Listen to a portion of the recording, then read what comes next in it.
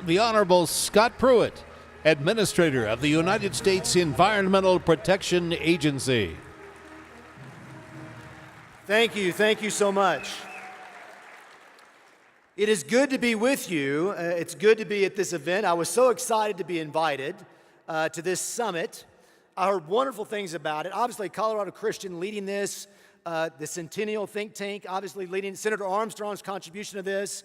It is wonderful to be here to talk about the advancing of the Trump agenda with respect to the EPA, and I'm looking forward to spending some time with you tonight. I first want to say that we should recognize once again the commitment of those military families, the sacrifice of our armed forces across the globe, advancing liberty and freedom for the sake of this country, but the entire world. We should recognize that again and celebrate that this evening. I know you already have, but I think we should celebrate that again this evening. In fact, as you know, just this week, we celebrated the 74th anniversary of D-Day.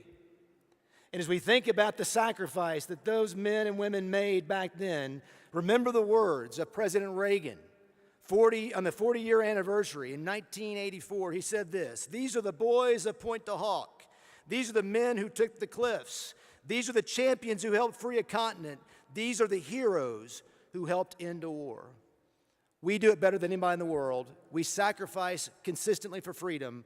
This president is leading transformative change in Washington, D.C., not only to advance the economy, but we are safer today because of President Trump, and we're more prosperous today, and we're prosperous and more safe because of the commitment, the sacrifice, the leadership of these families that serve us, these military families and these soldiers across the globe, and we should celebrate that. So it's good to be with you tonight.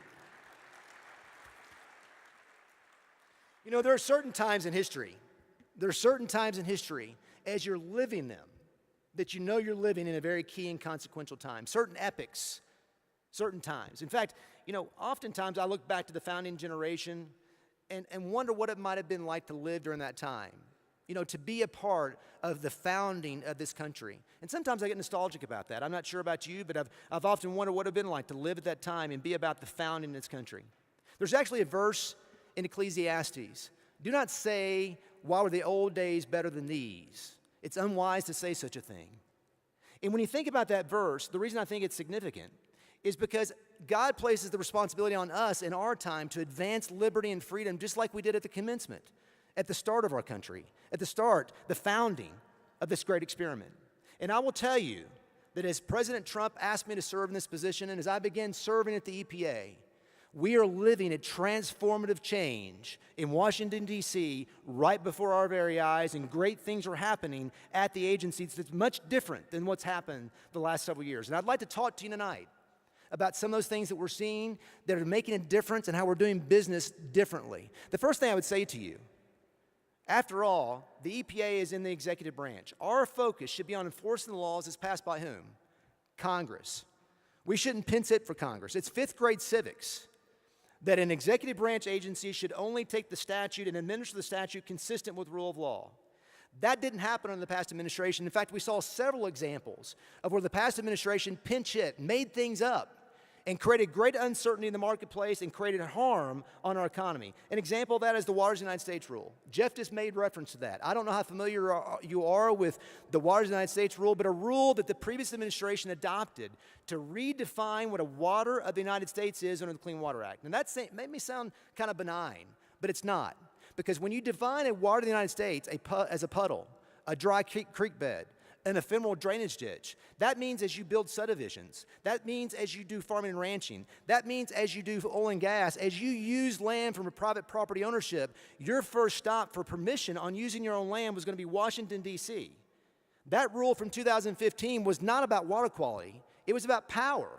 It was about the power of Washington, D.C. It was about centralizing power at the EPA and saying to private property owners in Colorado, in states across the country, check in with us first before you use your own land as you've always done. In fact, I was in Salt Lake City last year with a member of the Army Corps of Engineers and with the governor of Utah, and I was standing outside of a subdivision that was being built, and this Army Corps of Engineers representative pointed to an ephemeral drainage ditch, and he said, "Scott, that is a water of the United States." And I looked back at him and I said, "It's not going to be anymore."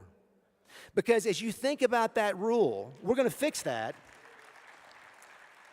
In fact, I'll tell you, on February 28th of last year, the president signed an executive order instructing me to fix that Wires of the United States rule. And within 10 minutes of him signing that executive order, we began the process.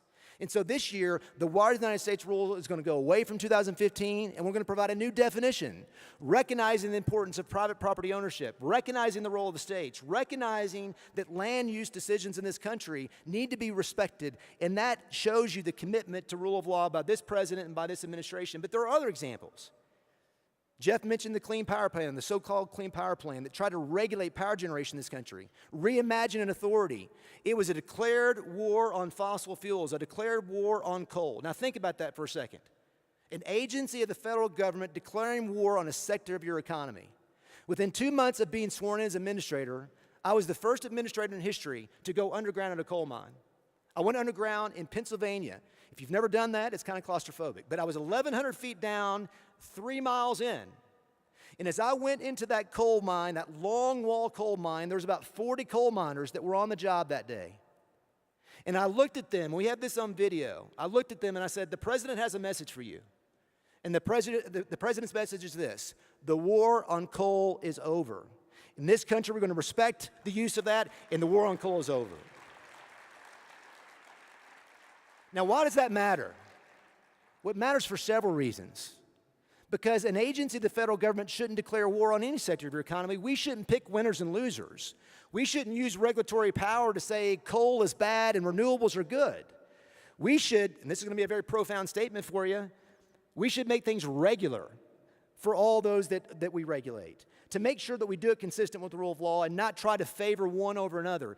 This president has said that we can be about both regulatory reform and growing jobs in our economy.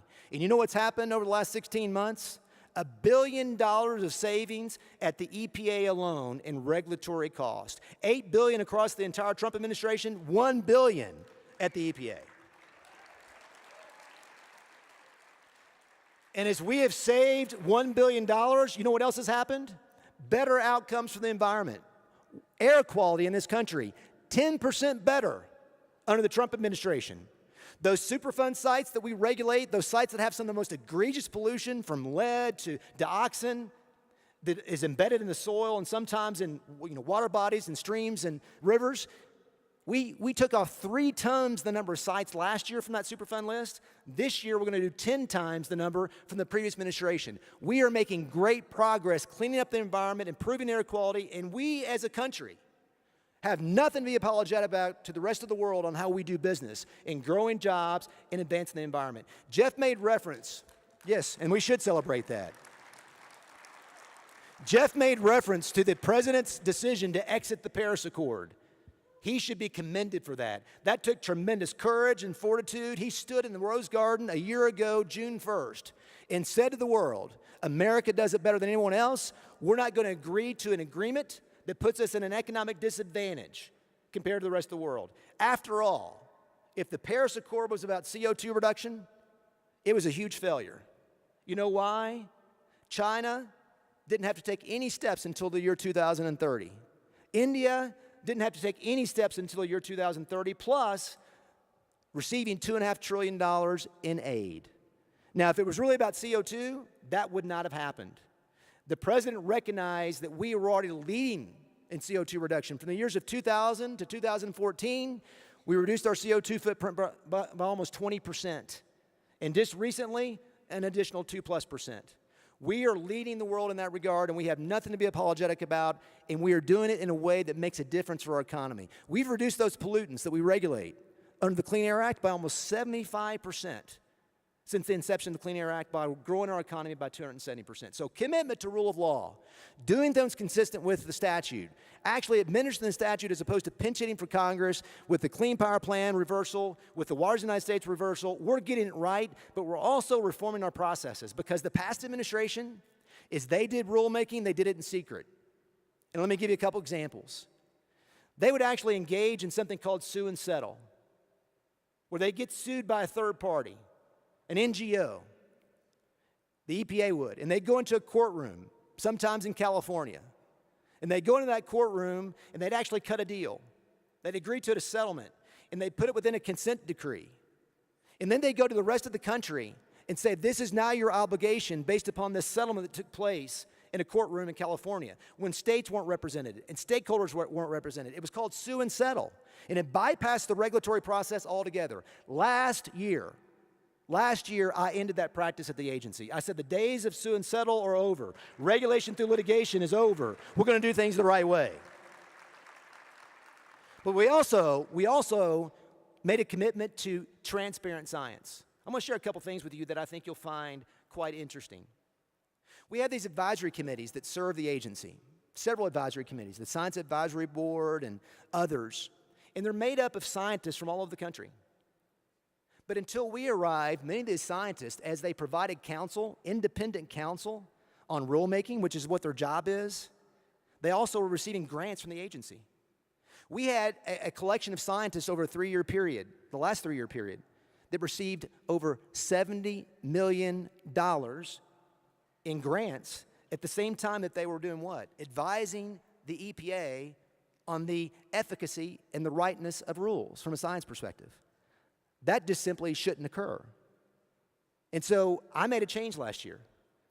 I said to those scientists, you can continue serving on the advisory committee, or you can receive the grant, but you can't do both. It's the Joshua principle. Choose this day whom you're going to serve, but you can't receive $70+ million in grants and also provide quote-unquote independent counsel to the agency. So we ended that process last year and required scientists to make sure that they were providing that independent counsel to the agency, and that's very important.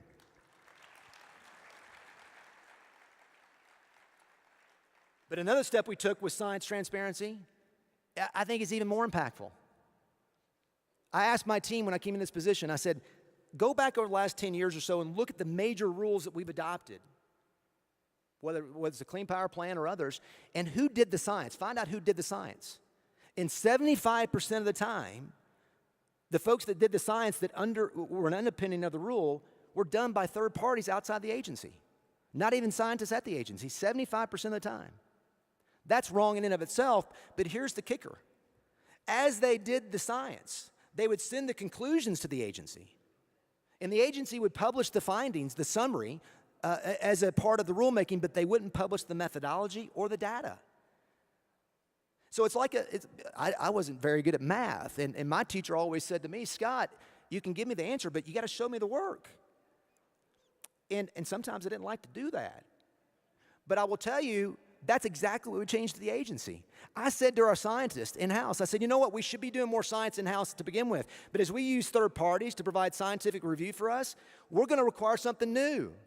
Not only are they going to provide the findings, they're going to give us the data, they're going to give us the methodology, so people can know whether what they've drawn right conclusions. They're going to show us the work.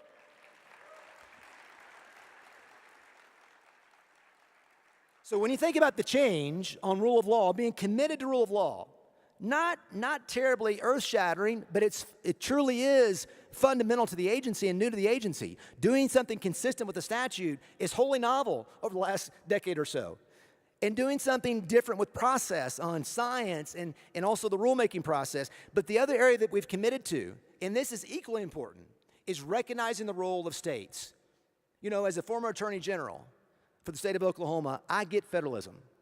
I spent a number of years making sure that states, the state of Oklahoma, in my estimation, and other states, were out there making sure that our interests were protected. Do you know over the last decade or so, the previous administration took a command and control approach and displaced states. Actually said to Colorado and said to states in the West and states all over this country, we know better, and we're going to dictate to you what's going to happen. We've reversed that. We have gone to the states and governors across this country and told them we're going to engage in true federalism, in partnering together to improve air quality and water quality. And why is that important? Because you know this. A one-size-fits-all strategy with respect to these issues does not work. The water in Utah, water issues in Utah are different than water issues in Minnesota. Utah is the second most dry state in the country. Minnesota's not. Air quality issues on the West Coast are different than what they are in the Southeast. We must, as an agency, embody that partnership, that federalism concept to make sure that we advance these principles. So we have given a rebirth to rule of law, a rebirth to process, and we've renewed our focus on cooperative federalism, and what has happened is truly transformative for this country. I will say this to you. We are living in a consequential time across the president's administration. This is reminiscent of what was going on in the 1980s, because we've seen a shift the past decade toward a worldview that's different than what we believe. And I will say this to you. Asking the question, first and foremost, what is true environmentalism, is so important. Because the past administration told us that it was prohibition. The past administration said that though we've been blessed with all these natural resources, natural gas and coal, and farming and ranches where we can feed the world and power the world, their approach was what? Put up fences and do not touch. And you know who suffers when that occurs? This country and the world. So their approach was prohibition. Put up fences. I don't believe in that. I think that's wrong-headed. I believe to whom much is given, much is required. And I believe God has blessed us with tremendous natural resources that we should use for the betterment of mankind, to feed the world and power the world, and we should be about stewardship, not prohibition. And we can advance jobs and the environment. So as we do this, just think about it. If we approach rulemaking from a stewardship mentality as opposed to a prohibition mentality, that means that as a country, we're going to see better outcomes. And I've shared with you what's already happening. Cost savings and regulatory reform, better outcomes for the environment. And so this is an example that you can have your cake and eat it too. Those folks who say you can't, I don't understand that. You know, what else are you supposed to do with cake? So we're going to advance these principles to ensure that we truly achieve these outcomes in behalf of the American people. You know, I want to close with this. And I think it's important that you hear this, because as I ask the question, what is true environmentalism? It's very important for you to take that message back. Because in Washington, D.C., it's all about concentrating power there. This president is about putting power back in the hands of people in states across this country. And so as we advance these principles, it's important that we educate people that it's not a choice between the environment and jobs. We just don't believe that if you're pro-jobs, you're anti-environment. We believe that you can be about both. And as we do that, better outcomes, and we'll advance that for future generations. I started my talk by saying that there are certain times in history that you know when you're living them that they are transformative, that you're impacting future generations.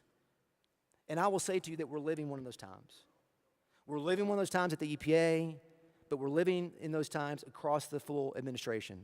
It takes courage. It takes commitment. It takes perseverance. It takes steadfastness to advance these things.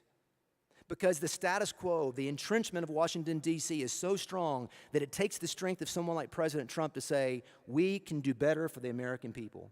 It is not serving the American people to say you have to choose between jobs and the environment. It's serving the American people to say we can do both. And I'm so thankful that we have a president in the White House today that is a man of courage and a man of results.